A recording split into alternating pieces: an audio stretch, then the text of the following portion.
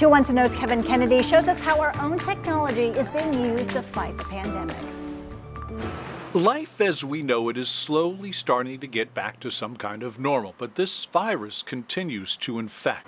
North Carolina, one of the states most impacted, but there are positive signs. It really looks like an extended plateau more than any sort of peak. COVID cases in our state appear to be declining, if just a bit, not surprising to many, including the chief data analytics officer at Cone Health. A big part of that goes back to this socialization data that we're able to use. The data science team at Cone uses a variety of predictive modeling, including Facebook, which compiles movement data. We can do something that's referred to as nowcasting, which allows us to estimate quite accurately, it turns out, what the reproduction number is today.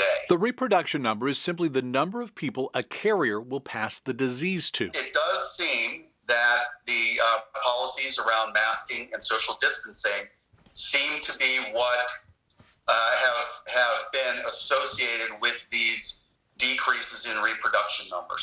Your cell phone is another way some health departments and hospitals are tracking social interactions. What the GPS signal can tell you is that if two people were in close proximity with each other for 5 minutes or more. Unlike trailing data, which looks at trends by going back in time, the data from your phone and Facebook is considered leading data. The number of social interactions is a highly accurate predictor of the number of cases. Every day, our state puts out new numbers of those infected, data that almost mirrors what the science team at Cone is seeing. What we've seen now through the rest of the summer is a steady decline in the presence of the disease. Using phone data, pre-pandemic, the average social interactions per person in the triad was about 4.6. During the shutdown, it was 1.4. Since the reopening, it peaked on July 2nd at 3.2 interactions. Fast forward 2 weeks from then. What you saw was the number of cases on July 17th peaked, right? A couple weeks after that. Both Forsyth and Guilford County had their highest one-day totals on July 18th.